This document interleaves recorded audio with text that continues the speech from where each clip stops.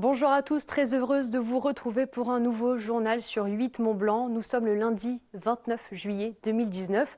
Au sommaire ce soir, le parcours de la petite Amy atteinte de la maladie orpheline de Sandoff avait ému beaucoup de personnes. Ses parents ont annoncé sa mort lundi 22 juillet. Une histoire qui a soulevé dans le Chablais et bien au-delà une large mobilisation. Et puis, plongée dans la vie d'Anna de Noailles, la maison Gribaldi à Évian-les-Bains propose une immersion dans ce qui était le quotidien de cette figure du milieu littéraire parisien, au travers d'objets personnels, d'ouvrages ou encore de correspondances. La petite guerrière, comme il l'appelait, avait gagné le cœur des habitants du Chablais. Amy avait 2 ans. Elle souffrait de la maladie de Sandoff, un mal très rare qu'elle était la seule à porter en France. Malgré sa ténacité et l'effort de générosité d'ampleur nationale, la petite fille s'est éteinte le 22 juillet dernier. Ce lundi, un hommage lui était rendu à Thonon-les-Bains. Un dernier au revoir pour ne pas l'oublier et continuer le combat. Reportage d'Emmanuel Jaude.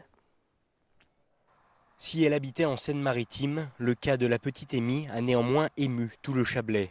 En effet, depuis plusieurs mois, la tante d'Amy, originaire d'Aix-Nevet, avait inondé le massif de petites tirelires pour alerter et pour communiquer sur la maladie de Sandoff, un mal rarissime.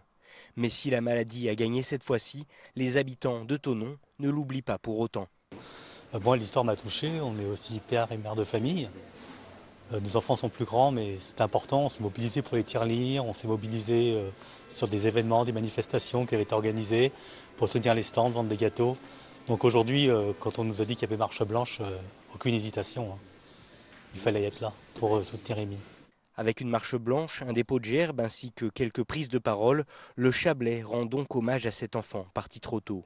Un réel drame pour les proches, mais qui doit aujourd'hui continuer d'interpeller sur les maladies rares et neurodégénératives. Le combat, ça ne s'arrêtera pas. Maintenant, on commence à connaître le combat, mais il faut pousser encore. Il y a encore sur les réseaux sociaux du monde qui ne veulent pas s'arrêter de là.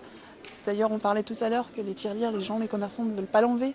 Ils veulent laisser leurs tirelires pour que justement, ils veulent encore faire des dons et tout pour que ça avance et ça avance. Il ne faut pas qu'on en reste là. La maladie de Sandoff concerne aujourd'hui un cas sur 130 000 naissances en Europe. Une maladie toujours incurable aujourd'hui, mais désormais connue par de nombreuses familles, et cela grâce notamment au combat de la petite Amy.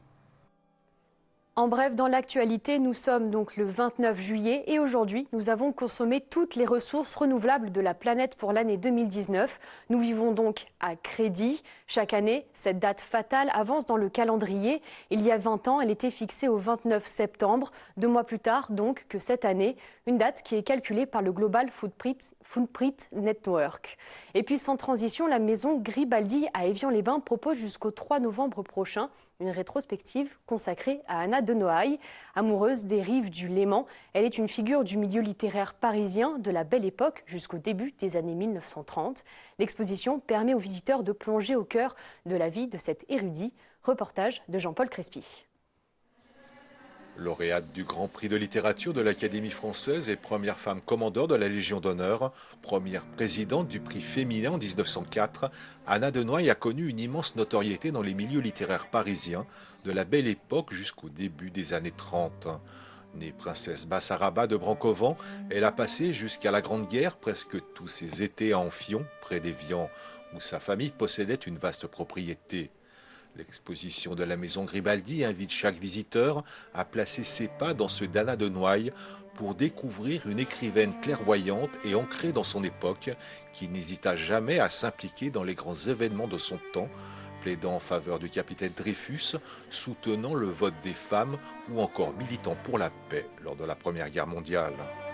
C'est une femme qui va finalement être reconnue pour ses talents littéraires par l'Académie française, par l'Académie belge, par l'État. C'est une femme qui va d'ailleurs être tellement reconnue dans la dimension, dans les élites intellectuelles aussi pour le monde littéraire, qu'elle sera de nouveau au sujet du bac 2019. Donc c'est quelqu'un qui aura une reconnaissance pour ses qualités littéraire. Après, du point de vue de sa personnalité, elle s'inscrit aussi dans une démarche d'émancipation de la femme, d'acceptation aussi de cette femme. On est au moment du suffragette, on est au moment où les femmes ont les cheveux courts, entre aussi dans une période où l'androgynie est à la mode et on revendique Donc Anna de Noailles, qui sera aussi très proche de Colette, va s'inscrire dans cette démarche. Entre romantisme et modernité, Anna de Noailles est parvenue à construire une œuvre littéraire originale, largement inspirée par le lac Léman et profondément marquée par son attachement aux rives et au paysage lémanique. C'est vrai que cette maison, cette résidence sera pour elle l'occasion de, bien sûr, rencontrer toutes les personnalités et du monde politique et intellectuel, mais aussi quelqu'un qui va développer déjà un amour pour la verdure, pour la nature, pour ses visions romantiques du lac. Anna de Noailles composa 9 recueils de poèmes, 3 romans dont le savoureux Visage émerveillé, publié en 1904, un livre combinant histoire courte et méditation sur les relations humaines, et un recueil de prose poétique en 1930. L'exposition de la Maison Gribaldi est une invitation à découvrir ou redécouvrir une romancière engagée et ses liens multiples qui la reliaient au rivage lémanique.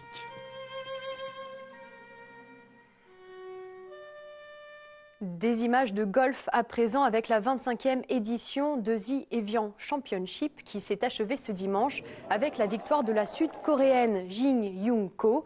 À 24 ans, la probable future numéro 1 mondiale remporte là son 2e majeur de la saison.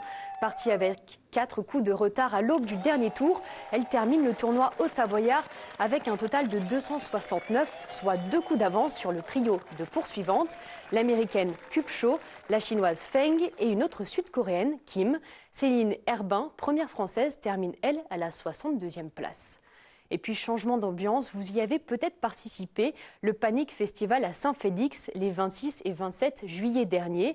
Le festival de rock, punk et métal a posé ses enceintes pour la 4e année au cœur des Deux-Savoies. Les 50 bénévoles du festival ont réuni 13 groupes de musique qui se sont produits sur une scène devant près de 1000 personnes. Parmi ces groupes, il y avait Black Bomb Hey, que l'on écoute au micro de Damien Rémy.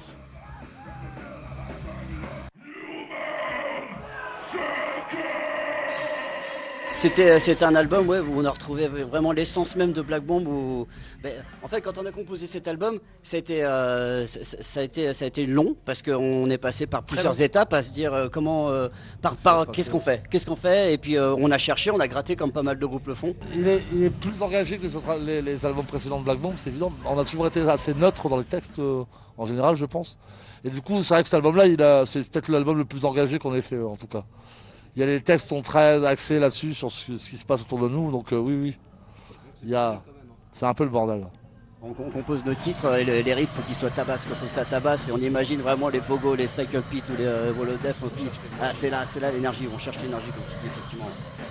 On pense live avant tout, et c'est vrai que cet album, il est vraiment taillé pour le live. C'est lui qu'il faut aller chercher. Pour aller chercher les gens et pour les emmener avec nous, quoi. Et c'est du donnant-donnant, quoi. On voit dans le regard, il y a un truc qui se passe, quoi. Enfin, il faut qu'il se passe quelque chose, quoi. Ouais, ça, ouais. Et souvent, ça marche très bien. Ouais, le but du jeu, c'est de les inciter à se lâcher un maximum. L'énergie qu'on donne, on nous la renvoie, et en fait, c'est une espèce de dynamo qui peut être jusqu'au Big Bang. Ouais, voilà. Et on recommence. Et on recommence. Et c'est non-stop. On arrêtera quand on générera un trou noir, monsieur.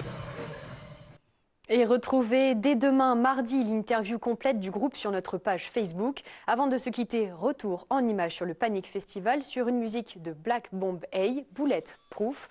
Nous, on se retrouve demain pour un nouveau journal. D'ici là, passez une très très belle soirée.